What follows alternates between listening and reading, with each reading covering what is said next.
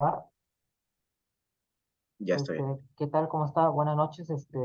Me toca ahora entrevistar al señor Luis Mogrovejo, que es un economista, sobre la situación económica y política de Bolivia.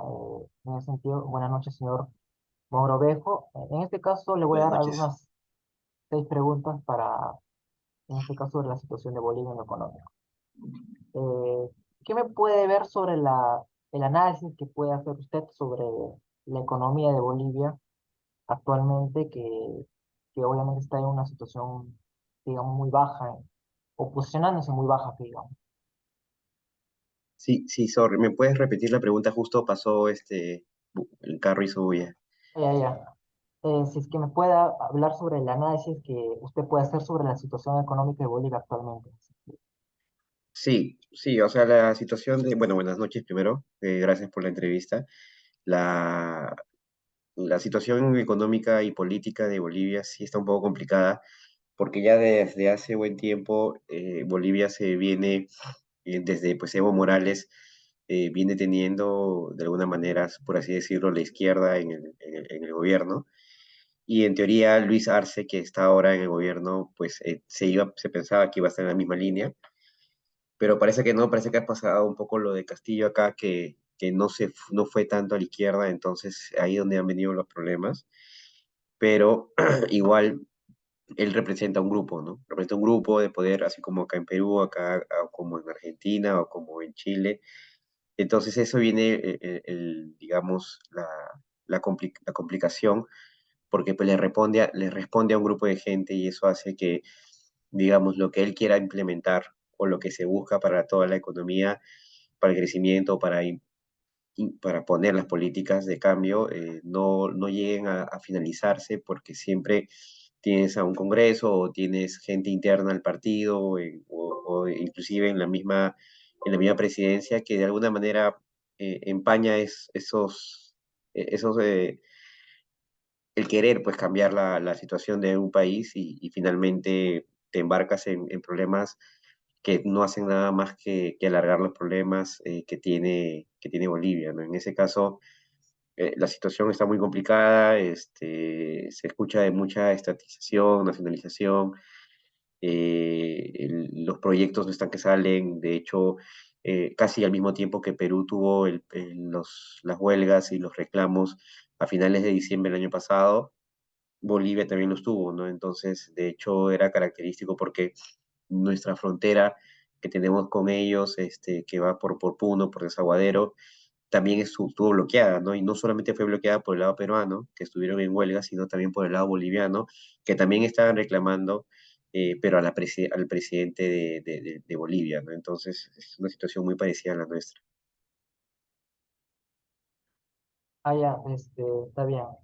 Y en ese sentido, se nota que la encuestadora, digamos, una encuestadora llamarse, o que se llama obviamente Dom Business, que supuestamente es una encuestadora que digamos que ve los países que obviamente más invierten, que más hacen negocios, que digamos, y se nota que Bolivia está muy bajo en los países de hacer negocios, que digamos, puestos 50 Sí, y 190.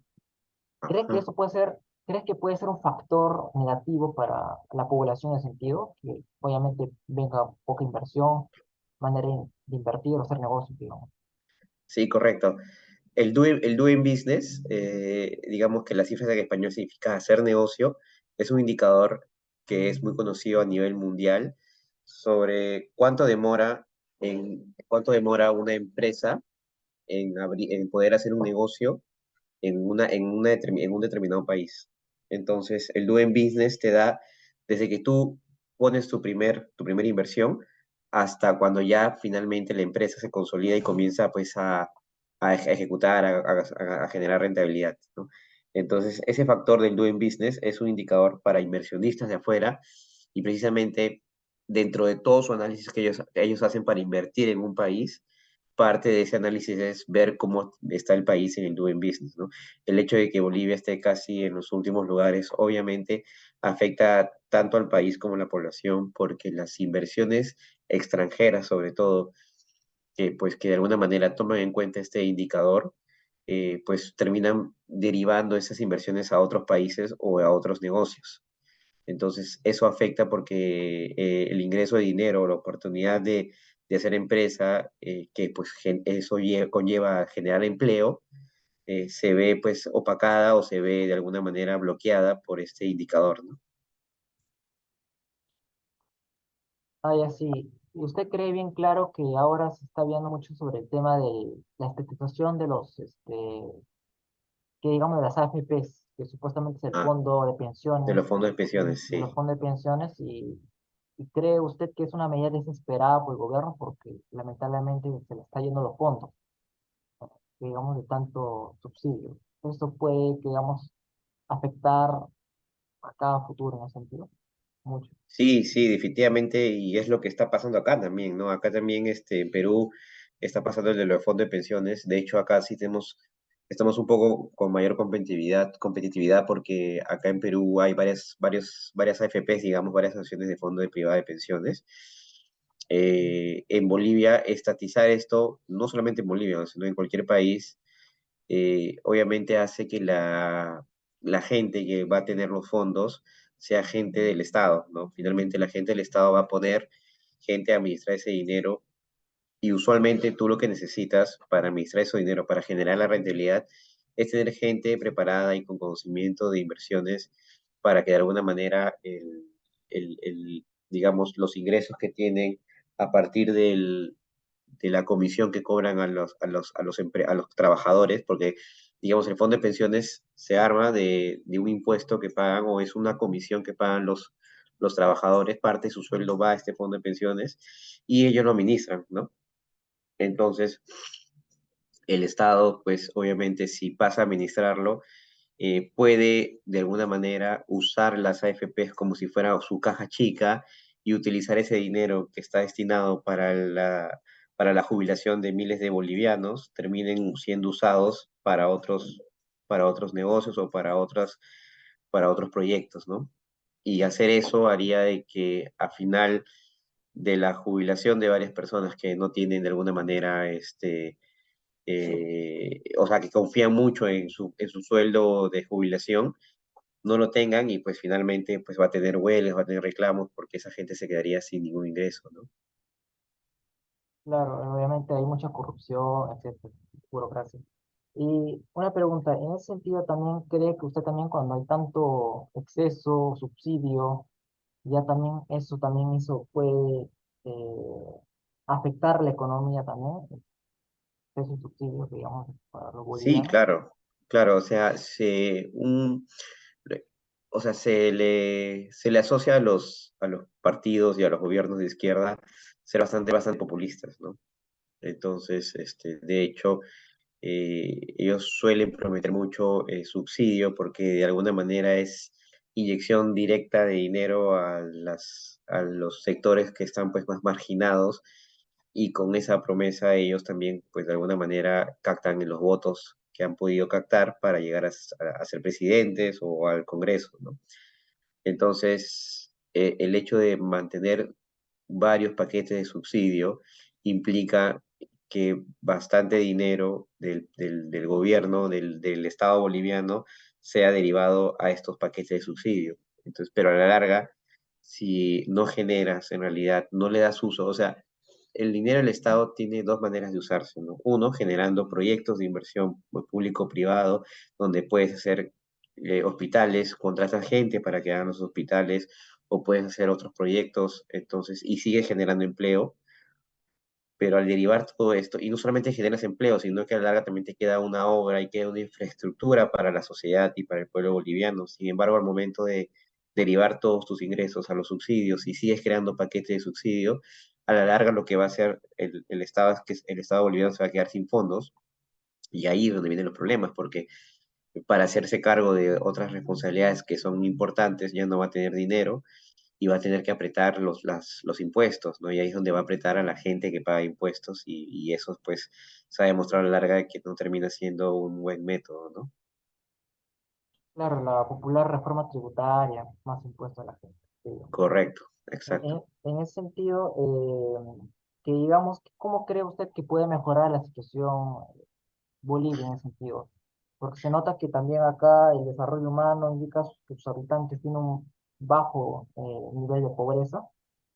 ¿Cómo cree que puede mejorar su situación económica Bolivia, digamos? Sí, sí, Bolivia es un país muy similar al nuestro, es muy similar al nuestro, entonces,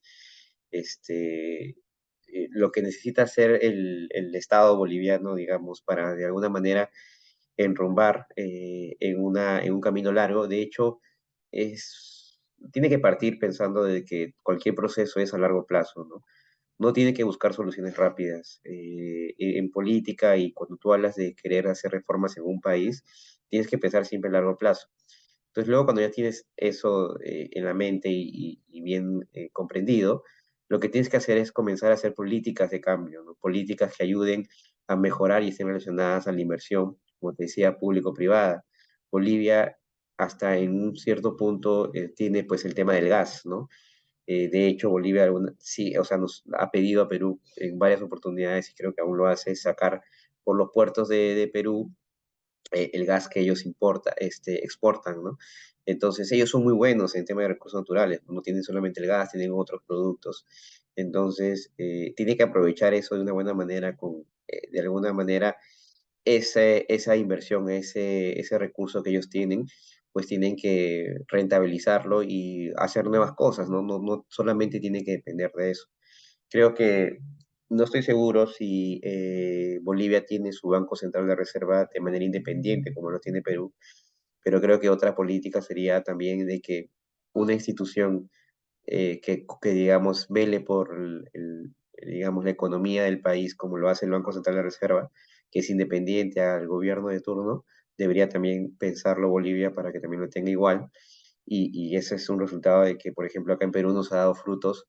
Eso hace que el sol ahorita sea como le dicen, el sol es no, la otra vez escuché por ahí un nombre que lo comparaban, el sol es el nuevo, no sé si decían el nuevo euro, pero bueno, El hacía dólar, referencia a creo. que Claro, el dólar, decían. no, no, o sea, lo que pasa es que el sol está tan fuerte que hace que necesites menos dólares para cambiarlo, ¿no? Entonces, mientras que en otras ciudades las monedas nacionales están devaluando, en el Perú se está revaluando, y eso es por el Banco Central de Reserva, ¿no?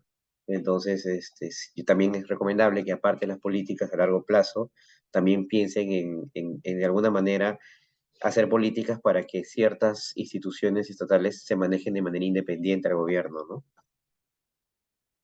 Claro, eso sirvió mucho ser autónomo, que digamos. Más inversión privada Exacto, y exacto. pública, Cuando creo. dicen eso, correcto, eso es lo que tú dices, ¿no? El Banco Central de Reserva es autónomo, ¿no? Entonces, Mm, tiene que, creo que, sobre todo esos pilares económicos que dan buenas señales, deberías hacerlo autónomo, ¿no? Porque eso también ayuda a mejorar varios indicadores y, pues, llama a la inversión privada, ¿no? claro, está bien. Bueno, muchas gracias por la entrevista, señor Mogrovejo. Este, muchas gracias. No me toma tiempo y bueno, este, en este caso, muy buenas noches en ese sentido. No, no te preocupes, muy bien, gracias Ah, por el tiempo y cualquier cosa me avisa, no hay ningún problema.